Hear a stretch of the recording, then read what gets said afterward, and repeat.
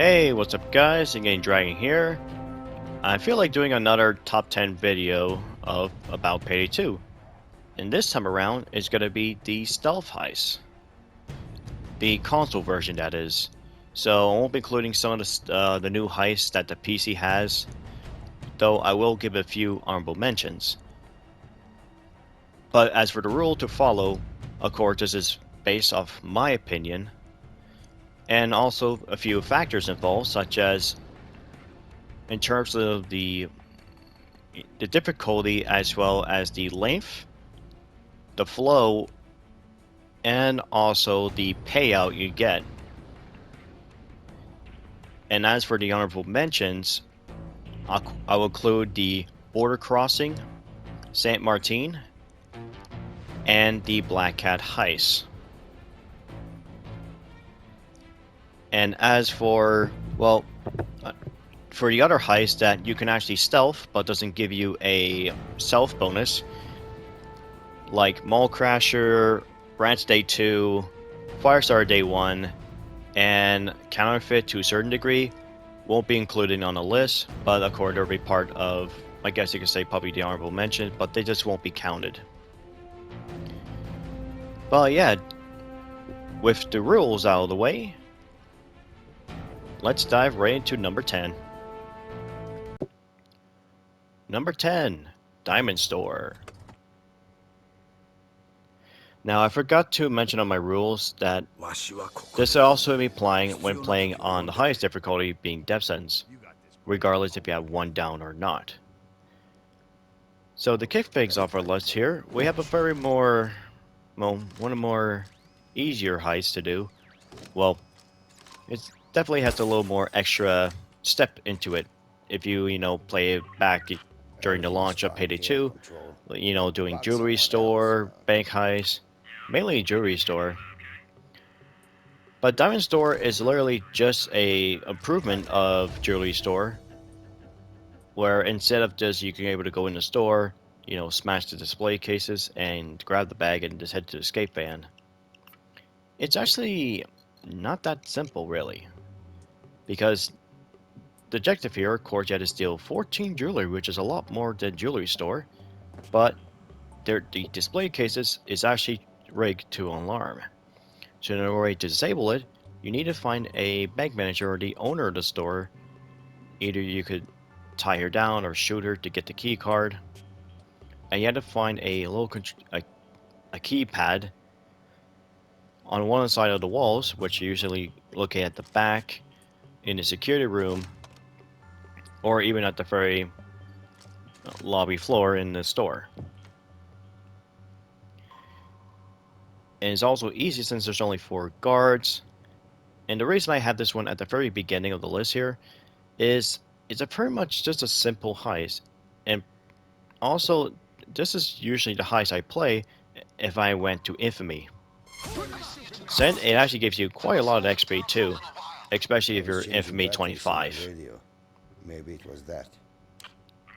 Very simple concept too, and plus it's very easy to do even without any skills. And this is why it sits at number 10. Number 9, Car Shop. The first on the list to be a stealth-only heist, and just the beginning of it, Car Shop is a little more interesting take on the approach of a stealth. Instead of looting money from a bank or snatching jewelry from stores, you're actually, as the name implies, you're stealing cars. And the interesting part about it, you actually get to drive. After all, Car Shop was the first heist that you have the ability to now able to drive vehicles. Although you're still very linear with your path. But just like most other stealth-only heists on the list here, if you trip the alarm, your cover will be blown. And of course you have a point of no return. And you have a very small amount of window time too, so you really can't fuck up too early. Now there's of course multiple ways to actually approach Car Shop, not just the front. You can also take the sides, but more importantly is that you have to pay attention to your surroundings as well. This is the place. And another thing you need to worry about is collateral damage, not in terms of shooting civilians, but also when it comes to, well, windows and glass. Because if you even just shoot a glass window once, whether it be, you know, shattered or completely break it, the alarm will trip immediately. So you can't just go, you know, goofing around and just break every glass you see to your heart's content, where most people would love to do that.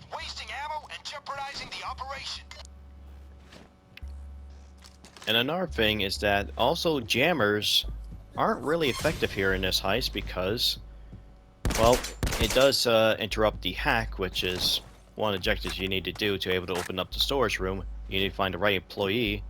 However, if you end up getting the wrong one, you will actually trip the alarm as well.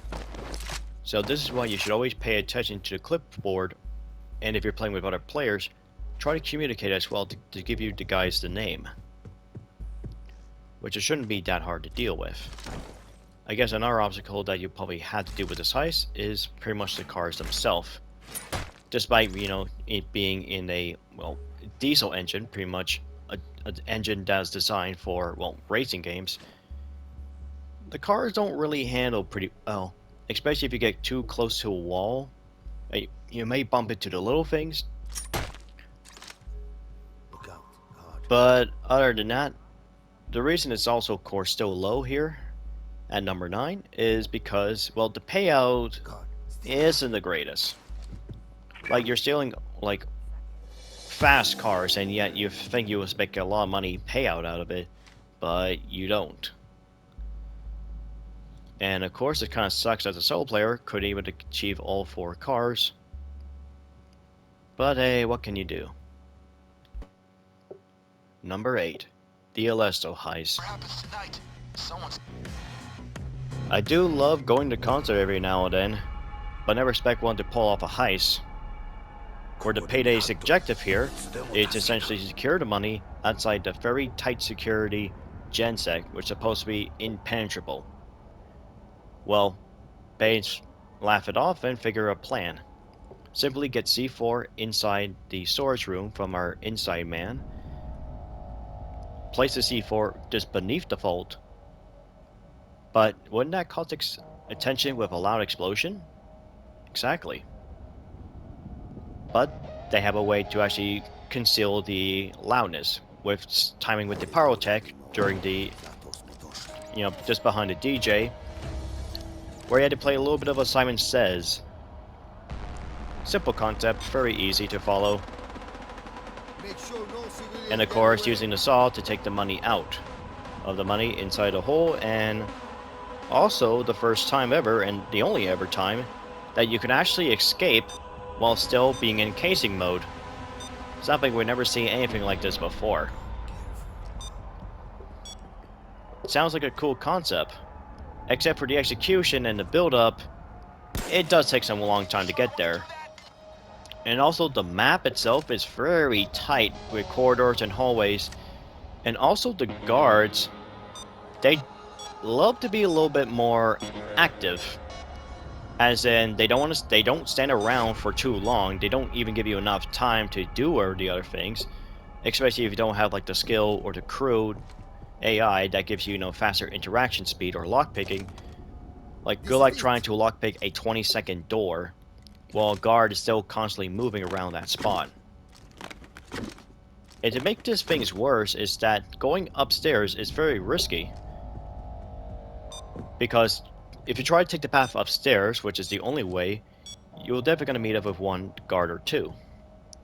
And also the area with the basketball room, you have 2 guards usually constantly walking back and forth in such a small area, which doesn't even give you much chance to give you cover or hide from them. And this is usually the area that actually gets a lot of people kind of blow their cover or ruin their stealth run because of these 2 pricks just hogging up all the basketball in that room. The payout's not too bad. Only just, what, 16 or 18 money you get?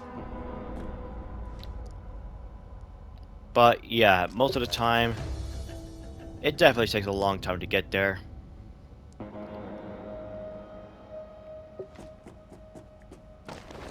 if only there was like another route to get on top of the room, then I think this list could have been higher for Alesso, but it sits in a perfectly number 8. Number 7, train heist. Train heist. I remember the time there were 40 bags of shells, and they can be explodable if you throw it too far, shoot it at it, or pretty much almost anything else. Yeah, that was the old train heist, which is still available on the PS3 and the Xbox 360. Before they got the whole thing reworked to, the PC and the, Crime Wave edition. And before it had its own standalone heist, train heist used the only way to be able to play it, in the early days, was getting by the blueprints in one of the transport heists. Thankfully, Overkill decided that they made it a standalone heist instead. Now, the stealth has been completely reworked for this as well. So our objective here is to locate a turret, a very special turret, and of course, a couple ammo as well. But of course, with Death Sentence, or I should say Mayhem and above, you need to acquire not only the free piece of the turret, but also all the ammo, which is sadly only 20 as opposed to 40. But at least the good thing about these explosives is that they will never explode at all. Now it is get a little bit more challenging on the list here because the pathing of the guards, and plus it almost makes it almost challenging to try to take one out, try to enter the pager, and then bag them up. With the constant of traffic with civilians and guards, it does make it quite challenging. Though the payout is really good if you manage to pull it off pretty fantastically. Now, of course, you do have to worry about, the extra security buffers where you need to, disconnect it, which are 4 spots. Luckily, you need to do them for 1 each.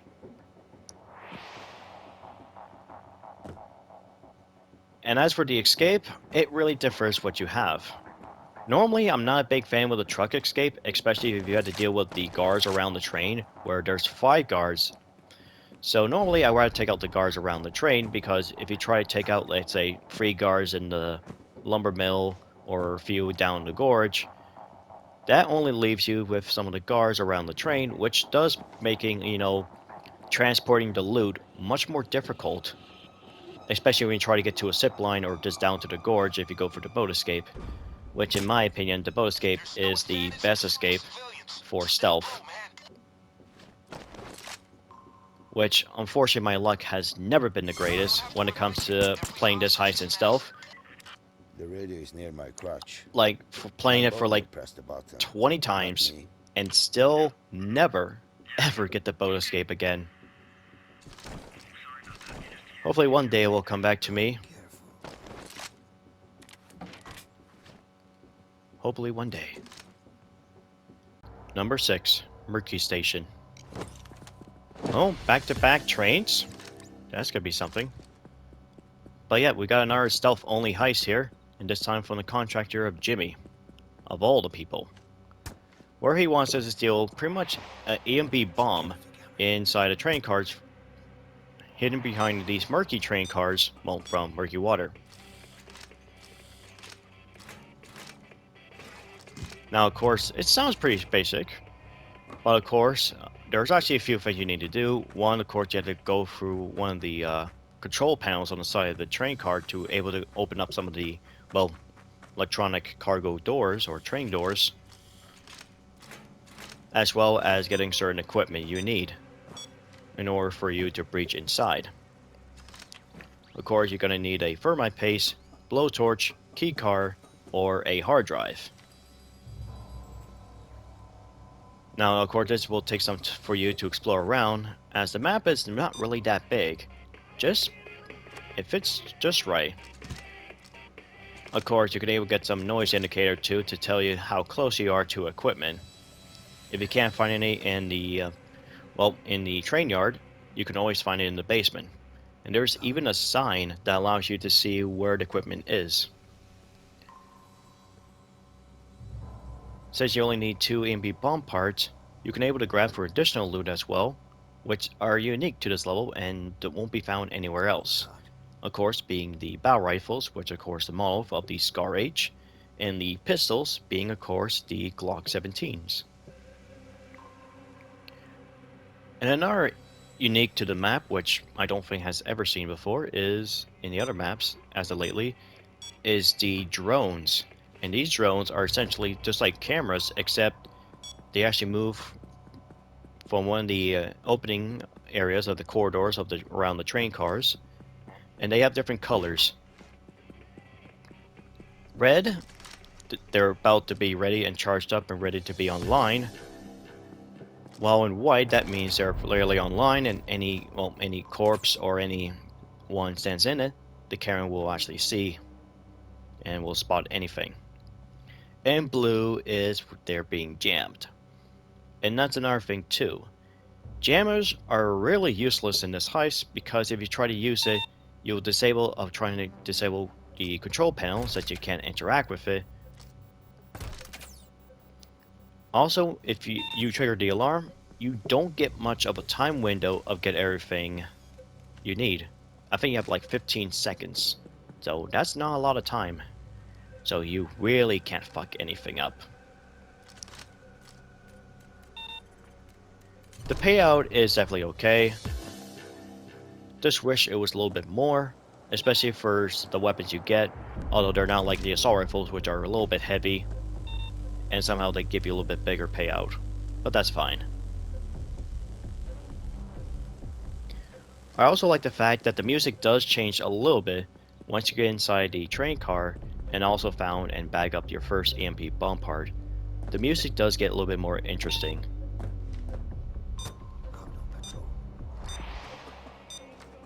And of course, this is definitely won't be the last time we fucked Murky Water in stealing some of their high value equipment.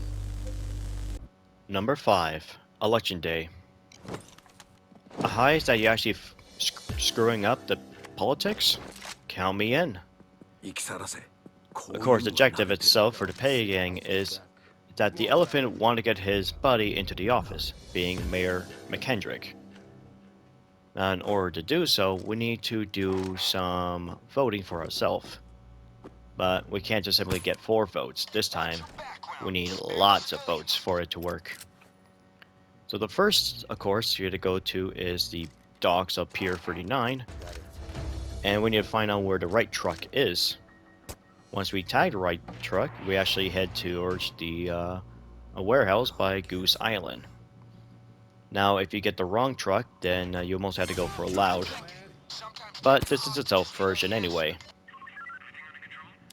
Everything is fine here. Now, also very interestingly with the heist is you can actually buy a key card regardless if you have assets or not.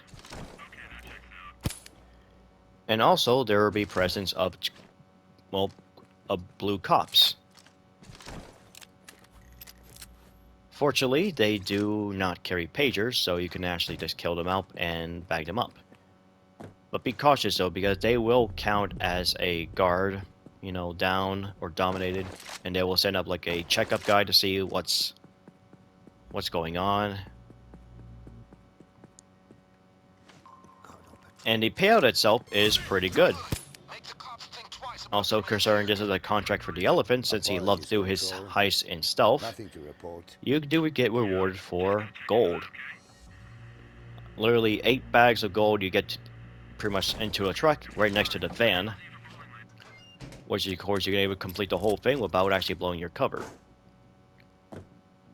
So the objective in day 2 is to find the 6 voting machines which are locked up in steel crates. You need to find a crowbar around the warehouse to able to breach it. Now, sometimes a shipping crate may not contain a voting machine, so you have to find somewhere else. They're usually located around the rafters, the scaffoldings, or sometimes behind cages, which can be only, well, unlocked silently with either key cards or saw.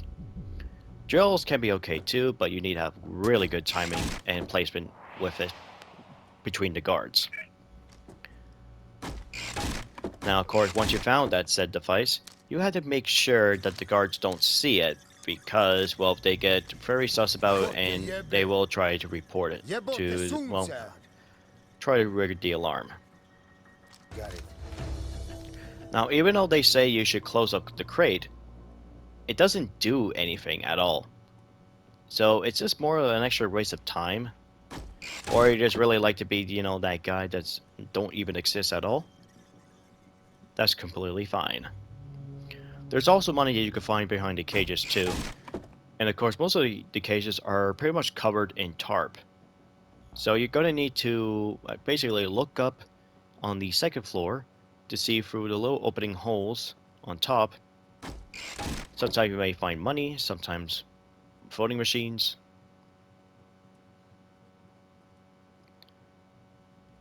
And usually the middle is definitely a hot zone, so I definitely recommend you avoid it. The payout is not really like big, but it's still good enough to help you to level up fast. And you probably know I also avoid another thing too. I avoid mentioning of ACM rushing because honestly, there's really not much of a challenge at all if you just place down an ACM and you just do everything. While everyone can be able to chain it up with pocket ACMs as well. So I try to avoid mentioning ACM jamming rushing because it's just not my forte. Number 4, Big Oil. Another high up on the list from the contractor Elephant. The objective he wants us, the Payday gang, to get is a cold fusion engine from the scientist's house, out somewhere high up in the mountain, where the design for the cold fusion was, well, to make oil irrelevant. And the Elephant doesn't want that. As he quoted, "Oil is the blood of our world. Without it, we die." And trying to make sure it keeps flowing. So, in order to get the location of the scientist's house, we need to head over to the Overkill's MC's clubhouse. And where they're very interesting on it as well, they got a few juicy intel as well. So if you're able to do it fully stealth, and make sure without actually get alerted too early, they will try to burn the evidence. But if you're able to get them by surprise, by calling their pants down, you can able to get some of the intel that are very useful and some very not. Usually are key cards, keys to the airplane, and codes being, of course, the best free, in my opinion. And of course, the objective in day 1 is to pretty much kill all the bikers, pretty much.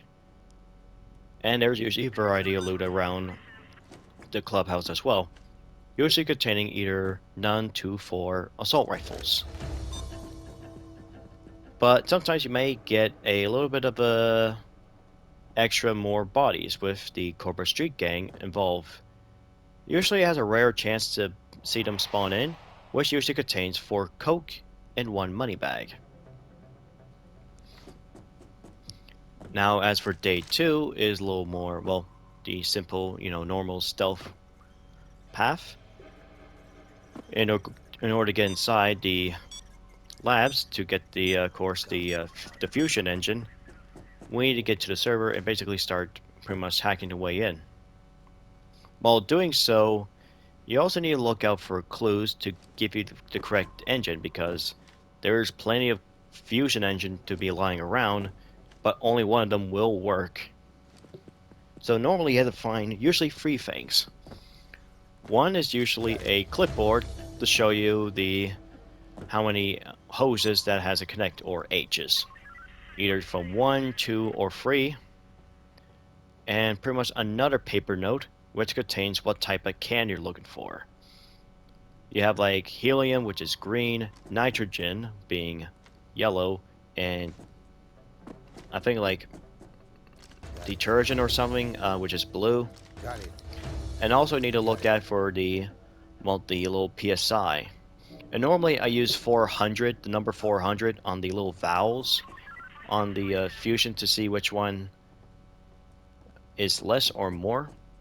Sometimes you may end up having the fusion engine, which is the same color and the exact same number of hoses, but you need to look at the PSI. And usually the computer is always located in the lab.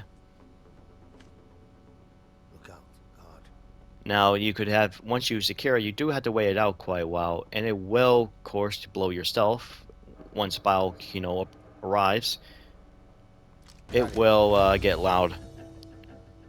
Also, another thing that's really annoying as well is that the guards will see the door being, the door that's a server room being hacked. They will see it, except for the one that's showing up in the gameplay here. They also will show up seeing the lab door being open. Now, of course, this was patched on PC, but never do on console, so just keep that in mind of what version you're playing. But other than that, once you succeed, you do get a very big payout as well. Even if you didn't get any of the loot from day one, you still have a very big payout, regardless. Number 3, Scarface Mansion. Now, this is something I would love to do something back when we had the other heist. And the one thing that was kind of annoying for many people is that we can able to kill, but we still have to answer pagers and very limited to it. Thankfully, Scarface Mansion allow us to shoot to our heart's content and bag as many as we can. So the objective of this heist is pretty straightforward. The Butcher wasn't really pleased how Ernesto Sosa pretty much attacked one of her products. Basically killed her crew, hijacked her, boat, and stealing her product. So she contacted Bang along with Payday Gang to basically on an assassination attempt. So we're doing the stealth approach here. So the objective, pretty much straightforward, is to basically get inside the mansion by, of course, overriding the security systems. Usually we had to find the head of security. And once we get inside, we had to find a way inside to his inner area, where usually you had to find for these cocaine packages, or in this case the Yao, and find a hidden microphone recorder, which gives us like some sort of passphrase as well, which is the only way to get inside very easily, since Ernesto Sosa is very one paranoid son of a bitch. But once you get past all that, you can able to assassinate him himself. And then finally, you can able to secure the loot. Now, as for the heist itself, for the layout, it's interesting that the guards don't carry pagers that are outside. However, the guards inside the mansion will.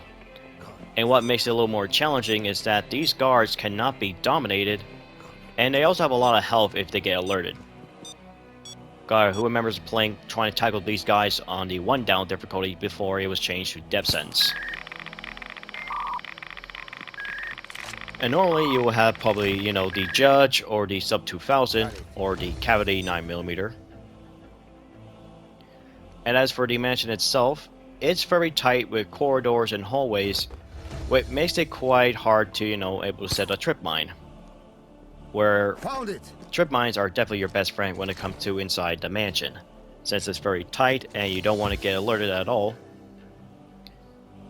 After all, these guards are tough, regardless, they have a pistol.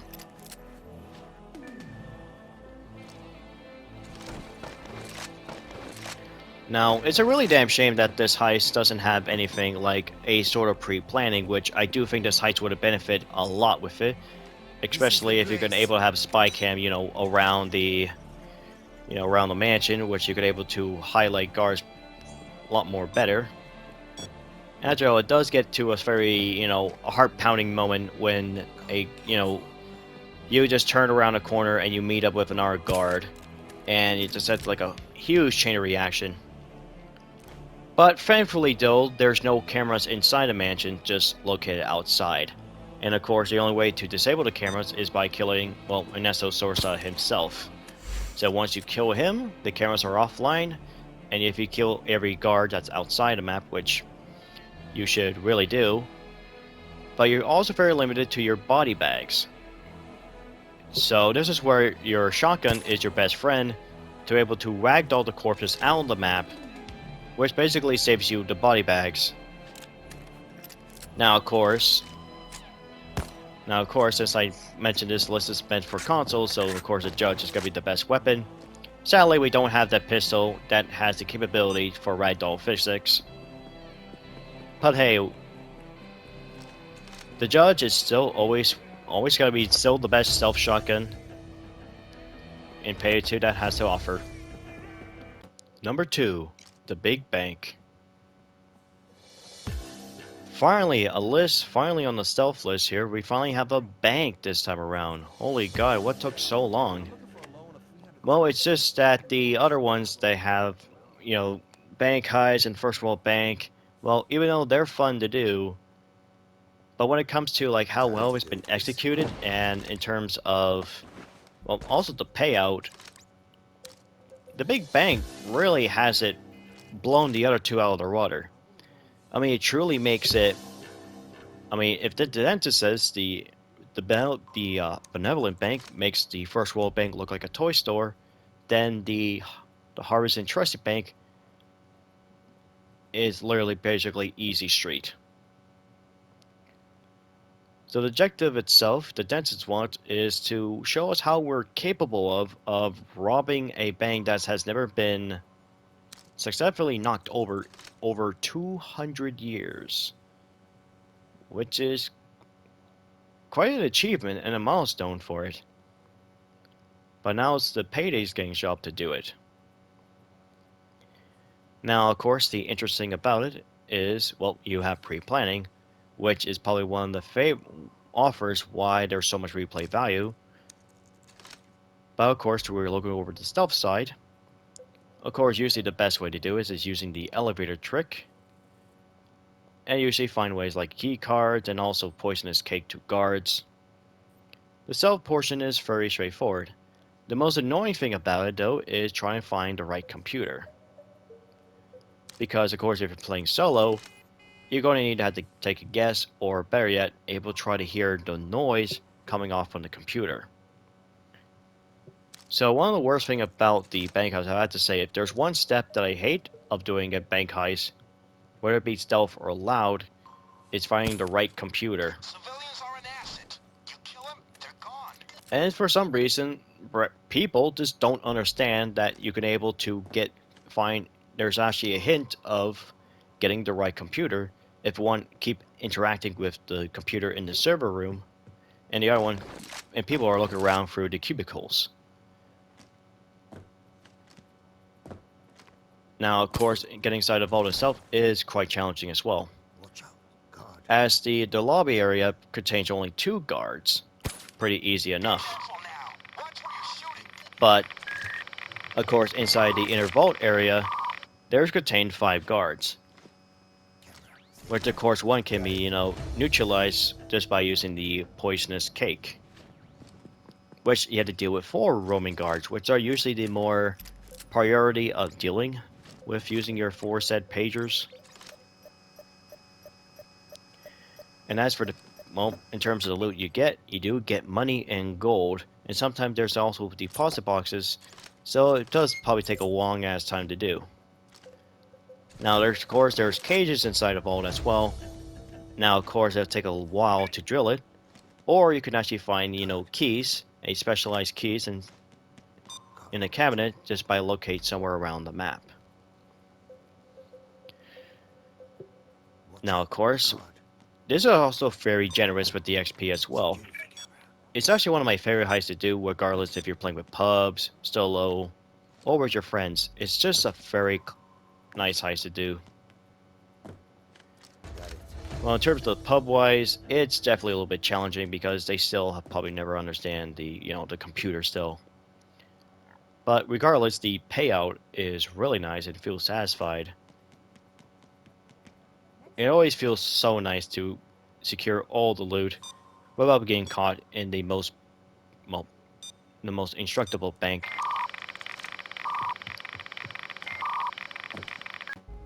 Number 1, Shadow Raid.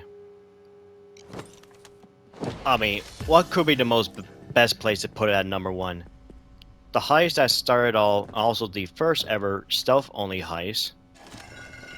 and has one of the most awesome chilling music and number of variety of loots to secure, ranging from money, coke, gold, guns, painting, server, and also two unique loots to this heist is the much larger and very thick artifacts, and of course the samurai armor. God, stay back. And also the first ever time that we counter murky water, which we hadn't seen since Slaughterhouse in Payday the Heist.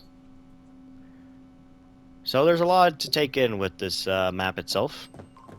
Of course, the pre-planning, well, even though when it came out, it did not have pre-planning, but a few updates later, they actually did, and it became one of the most replayable for Heist itself.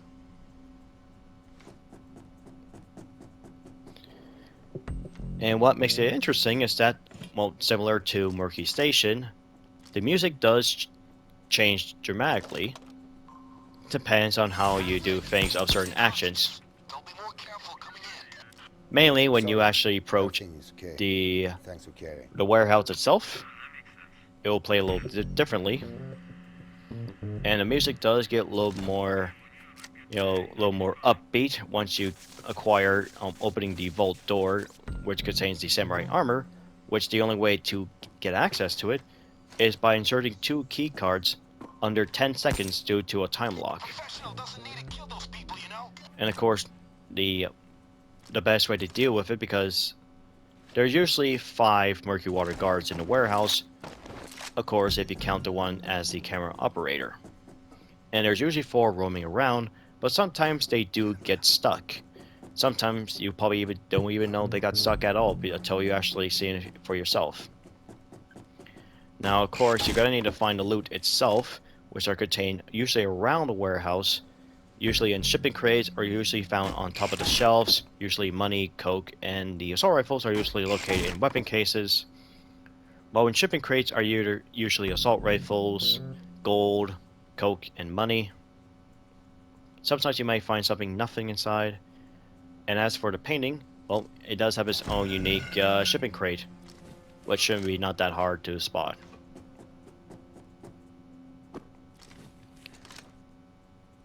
And of course, with pre-planning, there's multiple ways to secure your loot. There's usually a couple dumpsters that you can take to secure it. There's also a zip line that you can also take it to the boat to secure. You do have thermite paste to be able to go through the sewer grates. And also the reason why is also number one, not only because there's, the payout, sure, is not higher compared to like Big Oil or Scarface Mansion, but it does have the lots of approach you can tackle Shadow Raid. It's never just the same route you can take, like heading up the ladder towards the roof. You can also go through the cargo yard. You can go through like the stairs into the the neighboring building to head to the cargo yard. Or you like to do the under approach, where you could just take to the manhole with thermite paste. You can. There's just so much approach you can take with this game, and there's just lots of replay value. And of course it helps the fact that Payday 2 has, of course, the randomized element to it, what makes it even more engaging. And of course, that is why Shadow Raid is number 1. It's such a chill map to play, has a variety of loot, and just overall really shows what Overkill are capable of when it comes to making stealth. And I hope we have something like this in Payday 3.